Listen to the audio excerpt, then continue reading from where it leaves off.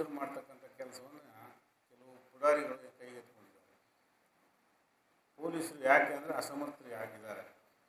ಆದರೆ ನಮ್ಮಲ್ಲಿ ಒಬ್ಬರು DYSP IPS ಆಫೀಸರ್ ಇದ್ದಾರೆ, SP IPS ಆಫೀಸರ್ ಇದ್ದಾರೆ. ಇವರಿದ್ದು ಕೂಡ ಗುಂಡಾಗಿರಿ ನಡೀತದೆ ಅಂದರೆ ಏನು ಮಾಡಬೇಕು ಅಂತ ನನಗೆ ಅರ್ಥ ಆಗ್ತಾ ಇಲ್ಲ.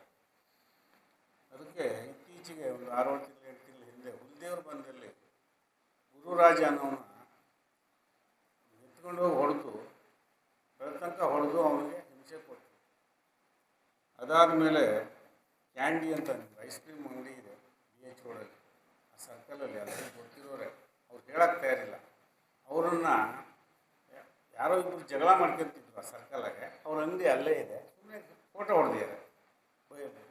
ಸಾರ್ವಜನಿಕವಾಗಿ ಇಬ್ಬರು ಕಿತ್ತಾಡುವಾಗ ನೀನು ಫೋಟೋ ತೆಗೆದಿದ್ಯಾ ಅಂತ ಹೇಳ್ಕೊಂಡು ಎತ್ತಿ ಹಾಕೊಂಡು ಹೋಗಿ ಹೊಡೆದು, ಅವ್ರು ಯಾರು ಹೇಳಲ್ಲ, ನೆನಪು ಮಾಡ್ಕೊಂಡು ನಡುಕ್ತಾನೆ ಕತೆ. ಅವ್ನು ನೋಡಿದ್ರೆ ದೇವಿದ್ದಂಗೆ ಏನು ಹೊಡಿಬೋದಾಗಿತ್ತು, ಮೈಯಾರು ಕೊರ್ಸ್ಬಿಡ್ಬೋದು ನಾವು ನೀವು ಕೂಡ ಏನೂ ಮಾಡದೆ ಹೊಡೆತ ತೆಗೆದುಕೊಂಡು ನಡುಕ್ತಾನೆ ಈಗ.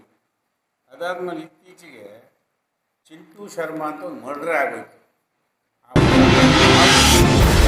ಪೊಲೀಸರಿಗೆ ಗೊತ್ತಿದೆ.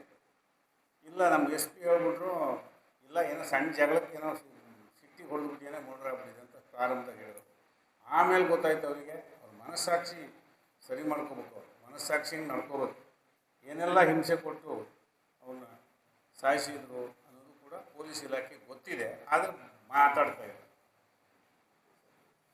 ಹೀಗೆ ಇನ್ನೊಬ್ಬ ಪ್ರವೀಣ್ ಅಂತ ಒಬ್ಬ ಹುಡುಗ, ಅದು ಯಾವುದೋ ಖಾಸಗಿ ಶಾಲೆಯಲ್ಲಿ ಟೀಚರಾಗಿ ಕೆಲಸ ಮಾಡ್ತಾನೆ. ಅವನು ಎತ್ತಾಕೊಂಡೋಗಿ ಹೊಡೆದು ಸಾಯ ತನಕ ಹೊಡೆದು ಆಸ್ಪತ್ರೆ ಸೇರಿಸಿ. ನಾನೇ 2 ಸಾರಿ ಹೋಗಿದ್ದೆ ನೋಡೋಕ್ಕೆ. ಮತ್ತೊಬ್ಬ ಮಧು ಅಂತ, RBD ಮಧು ಅಂತ ಕರೀತಾರೆ ಅವನು, ಮಧು ಅಂತ, RBD ನೌಕರ ಇರ್ಬೇಕು. ಅವನನ್ನು ಎತ್ತಾಕೊಂಡೋಗಿ ಹೊಡೆದು 11 ಗಂಟೆ ರಾತ್ರಿ ಕರ್ಕೊಂಡು ಬೆಳಗ್ಗೆ 3 ಗಂಟೆ ಅವರಿಗೆ ವಿಕೃತವಾಗಿ ಅವನಿಗೆ ಹಿಂಸೆ ಕೊಟ್ಟು ಅವನಿಗೆ ಹೊಡೆದು ಮಾಡಿದ್ದಾರೆ. ಇದು ಗೊತ್ತಿದೆ. ಅಲ್ಲಿ ಅನಂತಪುರದಲ್ಲಿ ಯಾರೋ ಗುಂಡ ಅಂತ ಒಂದು ಹೆಸರು ನಾನು ಕೇಳ್ಪಟ್ಟಿದ್ದೇನೆ, ಅವನ ಹೆಸರು ಏನಾಗಿದೆ ಬೇರೆ, ಗುಂಡ. ಅವನಿಗೂ ನಮ್ಮ ಅನಂತಪುರ ಈ ಪೊಲೀಸಿಗೂ ಭಾಳ ಅವಿನಾಭಾವ ಸಂಬಂಧ. ಅವನು ಮತ್ತು ಅವನ ಕಡೆಯವರೆಲ್ಲ ಈ ಗುಂಡಾಗಿರಿ ಮಾಡಿದ್ದಾರೆ.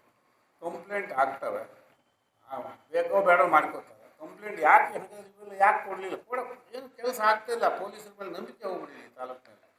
ಅಷ್ಟೆಲ್ಲ ಮಾನಸಿಕ ಮರಣಾಂತಿಕ ಹಲ್ಲೆ ನಡೆದ್ರೂ ಪೊಲೀಸರಿಗೆ ಗೊತ್ತಿದ್ರೂ ಏನು ಮಾಡ್ತಾಯಿಲ್ಲ. ಏನು ಮಾಡ್ತಿದ್ದಾರೆ ಪೊಲೀಸ್ ಇಲಾಖೆ, DYSP ಏನು ಮಾಡ್ತಿದ್ದಾರೆ? ಕೂಡಲೇ DYSP ಸರಿ ಕೆಲಸ ಮಾಡಬೇಕು.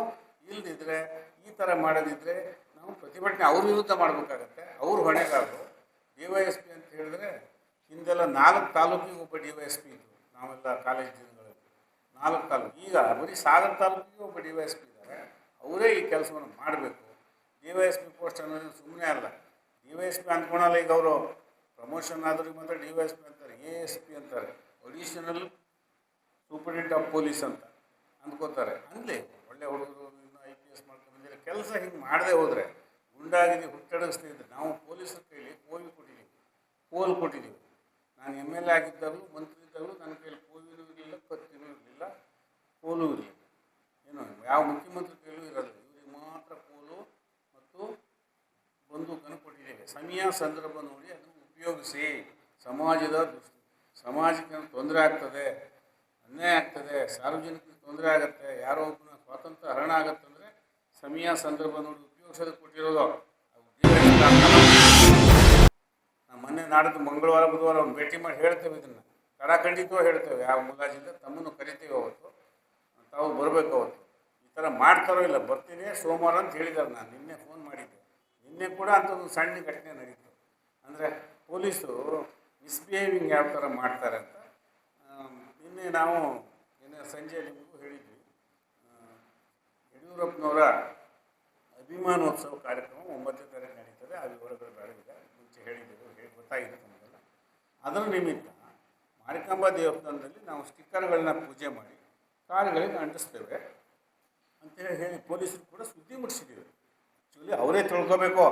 ಇಲ್ಲಿ ಪ್ರೆಸ್ ಮೀಟ್ ಮಾಡ್ತೀನಿ ಅಂದರೆ ಪೊಲೀಸರಿಗೆ ಗೊತ್ತಿರಬೇಕು, ಇಂಟೆಲಿಜೆನ್ಸ್ ಅಂತ ಹೇಳೋದು. ಅದಕ್ಕೆ ಇವಕ್ಕೆ ಅದು ಗೊತ್ತಿರೋಲ್ಲ. ನಾವು ಹೇಳಿದ್ರು ಲೆಕ್ಕಕ್ಕಿರಲ್ಲ, ನಾವೇ ಹೇಳಿದ್ರು ಅಂಥವ್ರು ಇರಲಿ.